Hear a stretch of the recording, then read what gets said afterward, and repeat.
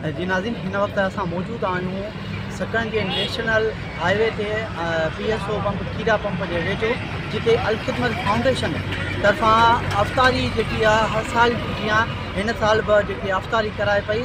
अचो त हितां जे माण्हुनि सां ॻाल्हि ॿोल कयूं। ऐसे अगर चलता रहे तो सब मुसाफिरों के लिए है ना सहूलत बनती है, जो उनके लिए अल्लाह ताला भला करे कि ये है ना बहुत अच्छा काम कर रहे हैं। ये इंतहाई बेहतरीन अमल आहे ऐं असां हर मुस्लमान खे अमल करणु खपे।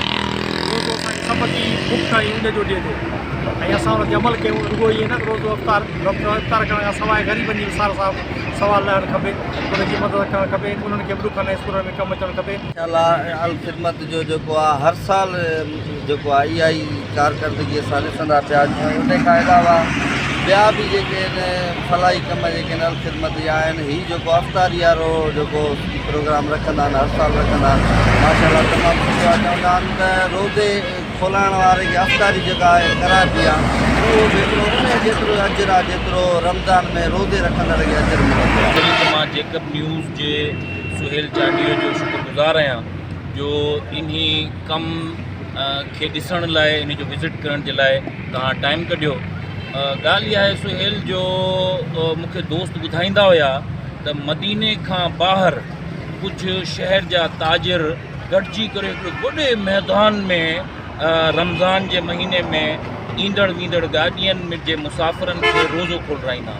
सची ॻाल्हि इहा आहे त हुतां मुंहिंजी दिलि में इहा ख़्वाहिश पैदा थी त ख़ुदा करे त मुंहिंजे सिंध जो हर शहर मदीनो बणिजी वञे ऐं इन में माण्हू अज़ ख़ुदि मुसाफ़िरनि खे रोज़ो खोलाइनि, त जीअं हिकिड़ो रवादारी जो, हिकिड़ो अहसास जो, हिकिड़ो मुहबत जो माहौल बणिजे ऐं प्यारे आका मोहम्मद करीम सल्लल्लाहु अलैहि वसल्लम जे देस जी रिवायत खे असां हलायूं।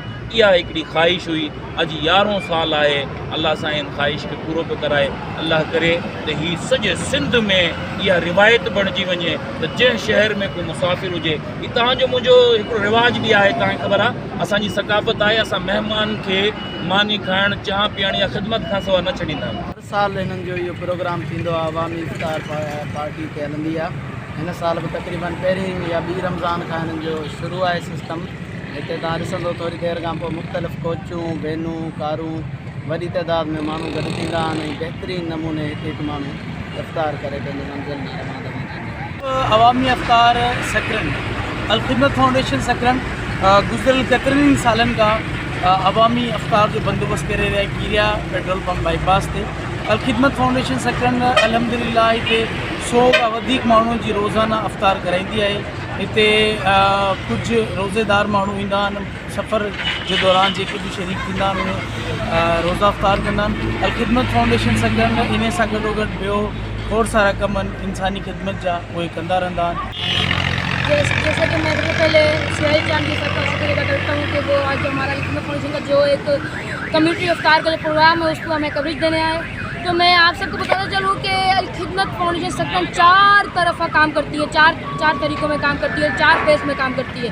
वो आप सबको मालूम होगा, मैं ज़्यादा गुफ्तगू नहीं करूँगा। बस मेरा ये है कि अल ख़िदमत फाउंडेशन सकरन का जो इफ़्तार का प्रोग्राम है कि वो मुसाफिर को इफ़्तार कराती है कि जो हमें ना जानते हो और ना हम जिनको जानते हैं। कराची है, पेशावर, कोयटा, जहाँ से भी लोग आते हैं, ये मेन मरकज़ है, वहाँ पर हम इनको इफ़्तार कराते हैं और मुसर्रत तरीके से और बहुत अच्छे अंदाज से इफ़्तार कराते हैं। और जैसे कि हमारे जो सारे आपको दिखा भी रहे होंगे जो हमारे सुहेल चांदी साहब हैं कि सारे जो हमारे वॉलंटियर्स हैं वो बखूबी अपना काम अंजाम दे रहे हैं। बस मैं यही दुआ करूँगा कि अल्लाह ताला से कि हमें इन कामों में आगे बढ़ चढ़ कर हिस्सा लेने की तौफीक अता फरमाए। अल ख़िदमत फाउंडेशन रमज़ान के हवाले से ॻाल्हायूं पिया त नाला त असां ग़रीबनि जी मदद यानी रमज़ान के हवाले से जीअं मुसाफ़िर ईंदा आहिनि उन्हनि जे ना हू असांखे सुञाणंदा न असां उन सुञाणंदा अलाह जी रज़ा जे करे रोज़ो खुलाईंदा आहियूं ऐं इन में नाला त तमामु दोस्त असांखे तामीन कंदा आहिनि। इंशाअल्लाह ताला हीउ सिलसिलो जारी रहंदो। जी नाज़रीन, तव्हां हितां जे अॻवान अल ख़िदमत फाउंडेशन जे अॻवाननि ऐं हितां जे मक़ामी माण्हुनि जूं ॻाल्हियूं ॿुधियूं।